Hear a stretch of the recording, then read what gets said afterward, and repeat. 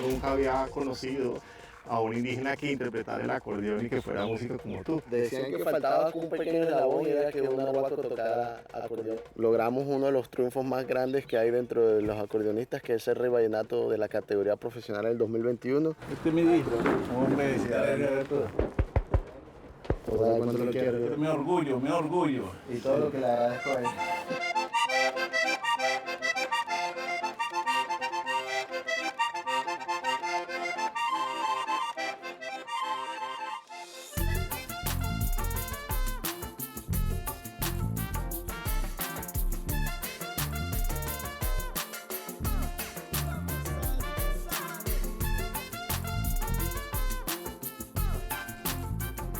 Soy Alberto Escobar y esto es Biografías Urbanas.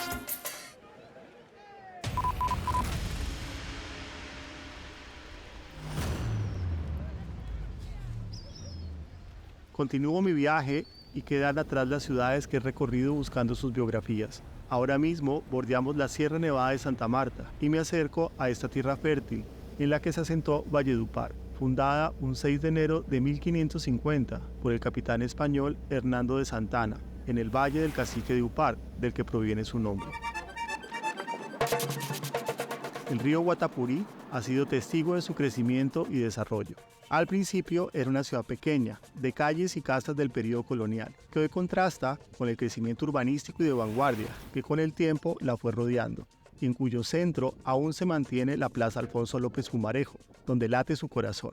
El gran acordeón que irriga vallenato a todas y cada una de las fibras de su identidad mestiza, indígena, negra y blanca, que han inspirado su cultura, de la cual habla su arquitectura fundacional, en donde sus frondosos árboles descubren las paredes de la Iglesia Inmaculada de Todos los Santos Reyes del Valle de Upar, o la casa de Hernando Molina, y que marcan la gran tarima Francisco el Hombre, en la que nacen las leyendas del vallenato amalgamado a la ciudad. En esta región, donde se fundó la ciudad de Valledupar, durante casi 5 siglos han vivido de manera no siempre pacífica los descendientes de 3 etnias: indígenas, negros y blancos. Sobre lo que no hay ninguna discusión es que ellos han encontrado en un ritmo musical, el vallenato, una de sus más fuertes señales de identidad. Las flores contemplan mis pasos avanzando por el centro histórico de Valledupar, en los que incluso aún perviven viejas moradas de techos de paja. Voy a la casa de Albaluz para hablar de la música que ha definido la vida de la ciudad. Muchas gracias, Albaluz, por habernos invitado a tu casa. ¿Cuáles son tus primeros recuerdos en este sitio con el vallenato? ¿Siempre ha habido una relación tan directa entre el vallenato y Valledupar? Desde que yo recuerdo, en esta casa yo escuché los sonidos del acordeón porque mi papá los traía y fue el primer negocio que trajo acordeones de Alemania, los Owners, a Valledupar, porque antes tenían que ir a Riohacha o tenían que ir a Barranquilla a comprarlos. ¿Y siempre ha habido esta tradición de hacer las celebraciones en los patios de las casas con el acordeón y con la música vallenata? Sí, la parranda vallenata prácticamente era una institución. Lo que pasa es que en el comienzo la parranda no era muy conocida en los salones, digamos, de las casas de la gente rica de Valledupar, sino que más bien era del pueblo. ¿Y eso cuándo empezó a cambiar? Yo pienso que eso empezó a cambiar como ya cuando empezó el departamento del Cesar y le empezaron a dar importancia a la música. Yo diría que el vallenato reemplazó al porro, que era lo que se escuchaba, eran las bandas que traían en las fiestas decembrinas. La historia que yo he leído es que alrededor de la música vallenata confluyen, digamos, como diferentes razas, es decir, que están los indígenas, que están los afros y que están los blancos. ¿Qué tan cierta es esta historia? Yo pienso que la música vallenata tiene la influencia africana y tiene la influencia europea también, porque el acordeón viene de allá. Yo pienso que la guacharaca en cierta forma es una imitación de las aves, ¿no? Es una fusión, diría yo, de culturas. La caja, para mí la caja es de los instrumentos más importantes en el vallenato, la caja y el acordeón. No, pues muchas gracias, salió todo muy bonito. Entre el trino de las aves, que son voces de la musicalidad del vallenato y que en este patio cantan como esperando al acordeón, me despido de Albaluz. Siempre imaginé que en Valledupar encontraría su historia como una canción, dentro de la que su letra me conduciría a descubrir un pueblo que respira vallenato, desde los primeros acordes de su cultura, inmortalizada en espacios como la Plaza Alfonso López Pumarejo por reyes del acordeón y juglares vallenatos.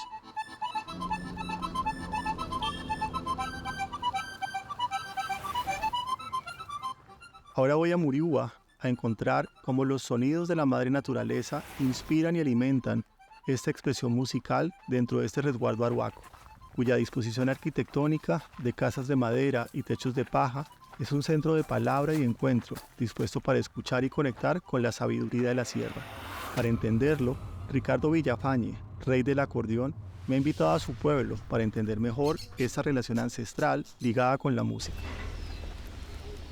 Ricardo, mucho gusto. Alberto, qué gusto conocerte. Lo Bienvenido mismo. a mi tierra, bienvenido a mi pueblo. Es sorprendente descubrir en esta población cómo sus viviendas, construidas por sus propios habitantes, guardan una geometría dispuesta para que el encuentro y la socialización del conocimiento ancestral sea compartido entre generaciones, preservando, entre otras cosas, las técnicas tradicionales para construir sus casas como lo han hecho desde que tienen memoria. Hay una historia perdida de la música vallenata. Se habla solamente muchas veces del vallenato, pero nosotros los pueblos arhuacos, el pueblo arhuaco en particular y los villafañe como tal, somos acordeonistas por excelencia de música tradicional de nuestro pueblo. Nunca había conocido a un indígena que interpretara el acordeón y que fuera músico como tú. Sí, decían que faltaba un pequeño eslabón y era que un arhuaco tocara acordeón, pero que tocara vallenatos. Y bueno, logramos uno de los triunfos más grandes que hay dentro de los acordeonistas, que es el Rey Vallenato de la categoría profesional del 2021. Y creo que con eso cerramos una brecha entre esa trilogía musical étnica que siempre le hemos aportado a lo que es la música vallenata. Caminamos por Muriúa y es la oportunidad para observar la forma rectangular de sus casas, la altura de sus puertas, que curiosamente está tomada por su constructor Presento a mi extendiendo papá. el brazo, y sus techos de palma han sido creados para dar frescura y comodidad.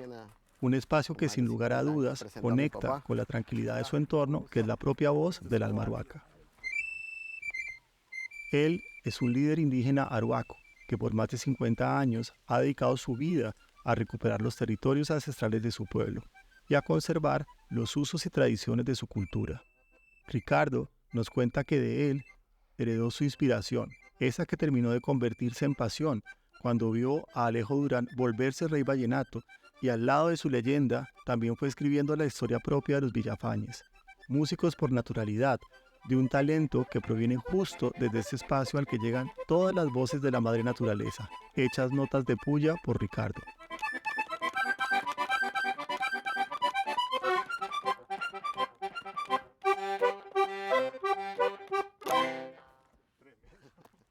¿Sientes que por el hecho de ser indígena tienes una aproximación diferente a la música vallenata? Como indígena, nosotros sentimos la música bajo unos parámetros diferentes, una sensibilidad diferente. Nosotros los arhuacos adoptamos este instrumento también para nosotros y ha sido una historia paralela a la música vallenata, lo único que no había sido contada. Y creo que haberme convertido en rey vallenato, mostrar que cerramos esa brecha, es una buena oportunidad para comenzar a llevar al mundo un mensaje por medio de la música. Ricardo se hizo rey vallenato en el 2021, cuando pasó de la categoría aficionado a la profesional. No sabía qué obra presentar y apelando a la sabiduría de su padre por encontrar melodías que lo diferenciaran, usó los cantos de las aves de la sierra, esos sonidos de Muriúa, para crear la puya con la que se presentó en el Festival Vallenato. Esta propuesta enriquecida con el sentir arhuaco lo coronó rey en ese año y a mí me dejó completamente sorprendido esta historia. Yo no soy experto en vallenato, así que me encantaría si me muestras cómo se lleva el canto de los pájaros al acordeón. Ah, sí, claro que sí. Esto es el canto de un ave.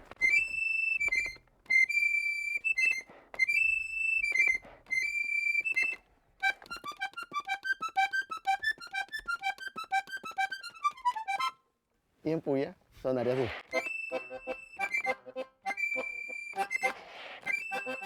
Y fue algo maravilloso para mí poder llevar esos sentidos que naturalmente todos los seres humanos los tenemos, pero que los dejamos pasar desapercibidos y llevarlos y convertirlos en obras para un concurso de acordeones. Y bueno, fue algo muy bonito. Descubro, maravillado cómo Muriúa, el espacio vital y cotidiano de la familia Villafañe, es otro escenario que da vida al vallenato y que puede explicar, en parte, el talento de esta estela de músicos que aprendieron a tocar al lado de los padres capuchinos, alemanes y franceses que llegaron a esta tierra. Nos vamos de Muriúa con Ricardo mientras los sonidos siguen alimentando el diario vivir de sus pobladores y por lo que el vallenato hoy seguirá tomando protagonismo en los lugares que visitaremos en Valledupar. Lo que hace diferente a los habitantes de esta región yace en lo más profundo de su corazón. Se inspira en el pasado para mantener vivas las tradiciones y el legado cultural transmitido desde sus escuelas musicales, como la de Andrés el Turco Gil, para enamorar a las nuevas generaciones y arraigarlas a su herencia. Maestro, muchísimas gracias por recibirnos en su escuela. ¿Cuáles son los límites del vallenato? Yo te diría que el vallenato nació fue en La Guajira. Realmente si hablamos de los primeros acordeoneros de esta música nacieron en La Guajira. Cuentan que nuestros primeros acordeoneros tocaban era polka, mazurca, música europea, ¿no? Y seguramente a algunos de ellos se les dio por incluir el acordeón, meterle la melodía, porque nuestro vallenato primero fue cantado. Las escuelas en Valledupar trascienden la transmisión del conocimiento académico. A diferencia de cualquier región del país y con un entrañable amor, son aulas dedicadas a difundir su identidad de generación en generación, que cada vez los hace más orgullosos. Este es mi hijo. Hombre, qué alegría verte. ¿O sabes cuánto lo quiero yo? Me orgullo. Y todo lo que le agradezco a él. Sí. El maestro tiene unas capacidades inigualables para enseñar, pero más que enseñar, para fundamentarlo uno en el cariño y en el amor. Mi propósito más grande es que lleguen a ser hombres de bien. Yo rescato muchos niños, se puede ser vulnerables, y los traigo aquí a la escuela para que aprendan a tocar un acordeón, una caja, una guacharaca, a cantar. Ahora, hay algo que me preocupa un poco y es que suelo ver únicamente hombres interpretando el acordeón. ¿Ya hay acordeoneras? Y muchas, y reinas. Sí. Y se puede decir que todas esas, ¿cierto, Ricardo? Sí. Todas esas fueron hijas del turco musical. ¿Y cómo ves tú el futuro del vallenato? Porque mucha gente se queja y habla de un vallenato tradicional que se está perdiendo frente a otro que tiende a ser un poco más comercial y que las composiciones ya no tienen la misma magia que tenían antes.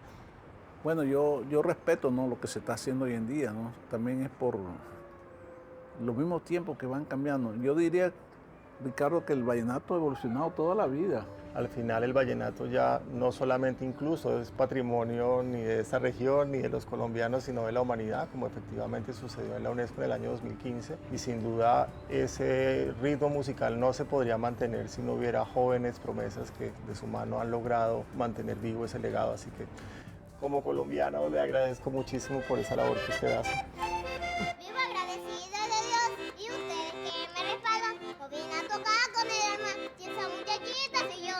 Pues vine a tocar con el alma y esa muchachita soy yo.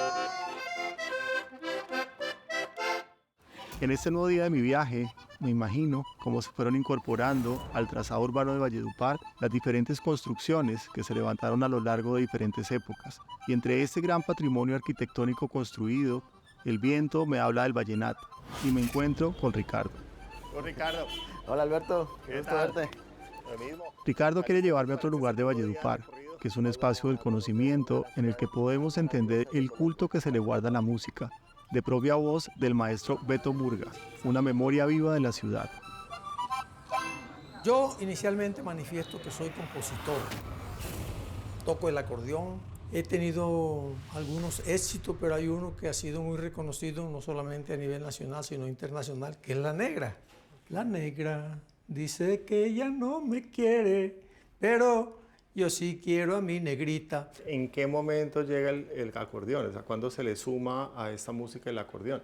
Bueno, mira, el acordeón, nosotros tenemos datos fidedignos de Hacienda Pública de finales del siglo XIX. El acordeón comenzó a llegarnos oficialmente ya en los años 1869 a 1870. El maestro Murgas nos remite a la historia más pura y nos cuenta con pasión que los registros arancelarios hablan de la llegada del acordeón por La Guajira y narra cómo es hijo del chen, un instrumento que encontró un misionero francés a finales del siglo XVIII, mientras buscaba el arte y la cultura en China, y que luego de llevarlo a Europa, este dio origen a otros instrumentos que revolucionaron la música. Este instrumento que ustedes ven aquí se denomina chen. Esto conmocionó el universo musical de los constructores de instrumentos, porque consideraron que con este sonido se podía hacer otros instrumentos. De aquí se derivó en forma directa para llegar hasta el acordeón la armónica. A alguien se le ocurrió en la Europa de ese entonces, con base en la armónica, hacer unas piezas que ya el pulmón humano no puede sacar melodía.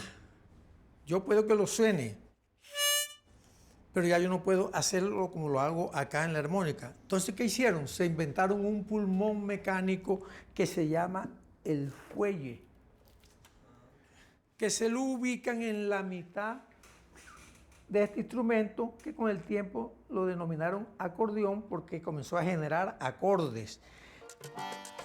Al lado del maestro Murgas, encuentro que este espacio museográfico, esta biblioteca musical que habla del acervo cultural de los instrumentos que desde ultramar se quedaron en estas sabanas calientes, tomando el colorido y la alegría del trópico, es una de tantas edificaciones en donde la palabra y la cultura se extienden a sus nuevas generaciones. Es un retrato de los espacios que la música ha hecho que se edifiquen y perduren para que las generaciones venideras encuentren una historia ligada a los ritmos que logran perpetuar su identidad.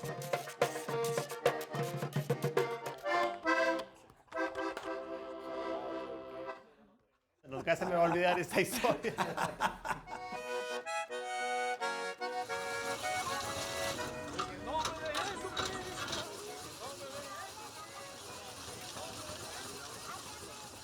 Es muy impresionante sentir cómo en Valledupar la música permea su historia y sus espacios.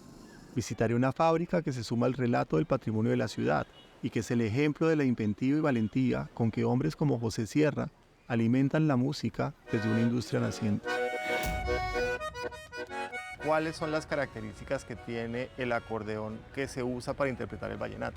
Por lo general siempre se ha usado un tono que se le llama 5 letras. Acá se le colocó, los técnicos le colocaron ese nombre porque traía 5 letras. En realidad es besas, que quiere decir si, mi, la. Si, mi, la, bemol. Pero eso en musicalmente, ¿qué sí quiere es decir? el tono. Ah, ok. Si, mi, la. Son ok, 3 ok, tonos. ok. ¿En qué momento decide usted entonces dedicarse a la construcción de acordeones? Porque entiende uno que pues efectivamente producirían guacharacas, cajas, pero ya un acordeón es una palabra mayor. Es decir, nunca me imaginé que en Valledupar se produjeran acordeones. Me trataron de loco. Yo soy mecánico industrial y esas cosas a mí me llamaban la atención y yo dibujaba y hacía la herramienta para hacer un accesorio de un acordeón. Yo tengo la piedra de David para derribar esa Goliat. Esta es toda la maquinaria, todo esto que ustedes ven, me tocó hacerlo, adecuarlo, hacer para sacar esto en serie, de lo Son contrario. unas máquinas hechas en Colombia solo para esto. Para esto, exclusivamente para hacer acordeones. Yo con esto en un día me hago 500. Ah, no. Esto es una berraquera. En el nombre de Jesucristo, en el nombre de Jesús. Esta es la parte de los fuelles. La parte de los fuelles. ¿Y hay partes que tienes que importar? Sí, por ejemplo, esto, el nácar. El nácar sí nos toca traerlo desde Italia. Ya de aquí para allá comienza la parte de la música. Esta es la parte más delicada del acordeón. Esto trabaja aquí, así. Aquí conseguimos los tonos. Ahorita mismo no tengo el afinador, pero acá se trabaja la afinación. Vamos a ponerla a sonar. La determinación y talento de José para lanzarse a fabricar acordeones en el corazón de una ciudad que no tiene una infraestructura industrial como Medellín o Bogotá y entrar en un mercado en el que las casas alemanas tienen experiencia de siglos haciendo este instrumento, a futuro harán que este taller sea un baluarte de su biografía urbana. Vale la pena explorar, vale la pena inventar, vale la pena hacer ciertas cosas o sea, salirse del común. Aquel loco no salió tan loco. Ah, pues, se lo digo yo. Esta es una ciudad privilegiada con un río lleno de leyendas, en donde su pueblo se divierte e interactúa con su música tradicional, y del que también es fuente de inspiración para sus juglares. Entre las sombras de los árboles que refrescan el paseo del río, ahora es el momento para conocer a otro de los grandes compadres de Ricardo, Julio Contreras, uno de los más importantes constructores de cajas vallenatas. Hola, compadre, ¿cómo te llamas? Oiga. Qué gusto verte. Bien, maestro, mucho gusto, Julio Contreras. Alberto Escobar, ¿qué Un tal? placer conocerlo. He hecho el recorrido aquí de la mano de Ricardo por toda la historia del vallenato y por algunos constructores de instrumentos, pero es la primera persona que encuentro que construye cajas. ¿Cómo es la historia de la caja? Oiga, maestro, pues la caja vallenata tiene muchas historias. Este tambor es conocido como la caja cancuama. Caja cancuama. Pues ya la tocan acá en esta manera, con dos baqueticas. Cuando ya meten el acordeón, sale esta caja. Ya la que llaman, cuando le ponen el nombre caja vallenata, caja de cuña. Porque cambia la forma. Cambia la forma, ya la ponen cónica, sí señor. Pero según cuando ya ella sale Julio por se aquí, apasiona ya contándonos toda la evolución de la caja vallenata, que pasó por las sabanas del Caribe e incluso a través de Cuba. Una historia que fusiona elementos de afros e indígenas alrededor del tambor alegre que entró por Santa Marta desde el África. Un relato que salta de las cuñas de madera a los pernos y del bejuco al hierro. Del cuero del venado pasamos al del chivo y sin perder tiempo ni aliento nos relata que el sonido de la guacharaca nace de las ramas altas de los árboles que rodean al Guatapurí y a los ríos de la región. Muchos dirán, pero ¿por qué se llama guacharaca? Guacharaca conocida, esto tiene muchas historias. Esto habla que viene de los indígenas, de acá, de la Sierra Nevada. Otros cuentan que vienen de acá, de la Sierra de Perijá, de otra clase de indígenas. Y ahora yo les cuento la historia que he vivido. Mi abuelo, mi papá, me decía la guacharaca, el pájaro porque tiene varios cantos. La guacharaca en la mañana, ella hace esto.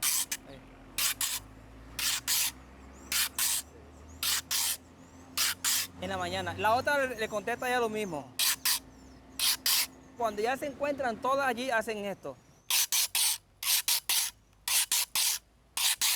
Y este es el compás del paseo. Esto se convierte en un sabor. Esto lo hacen unos pajaritos que llaman periquitos, le dicen. ¿Dónde se utiliza eso? En la puya.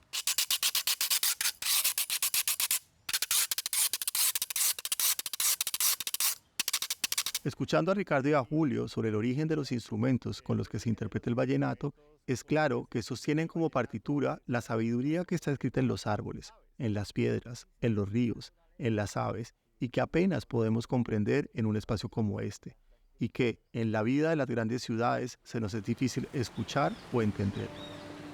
Estamos en un mundo donde nos estamos volviendo cada vez más sordos, pero no sordos de oído, sino sordos de todos los sentidos. Comenzamos a dejar de tener tanta sensibilidad con todo lo que nos rodea. Por eso hoy se valora más en la vida tener cosas materiales hechas por el hombre que un río. Claro. Y por eso lo pueden contaminar fácilmente.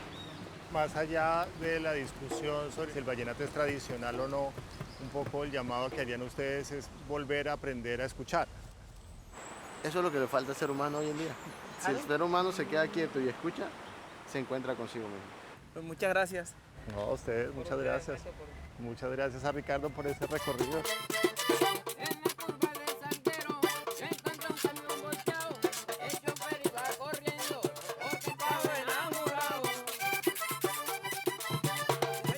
Como notas finales de esta biografía urbana, cabe decir que el vallenato de esta región es un trino de pájaros, arroyo y río hecho música. Es la voz de la naturaleza resonando en sus paisajes silvestres y urbanos. Valledupar es una ciudad valiente y resuelta, dueña de una cultura que debe seguir siendo promovida apoyando a sus músicos tradicionales y sobre todo auspiciando a sus nuevas generaciones a prolongarla en el tiempo venidero. Valledupar es el ejemplo de una sonoridad auténtica que fusiona las notas de blancos, afros e indígenas, que terminan siendo una sola voz. Así vamos llegando a la mitad de este gran viaje, cargado de sorpresas como la de esta región, donde un instrumento musical tomó protagonismo para contar su historia. Nos despedimos de la región Caribe en la arborizada y natural Valledupar, y de su tranquilidad saltaremos a los Andes, a vivir y sentir todo el contraste de la industrial y textilera Medellín. Esto es Biografías Urbanas.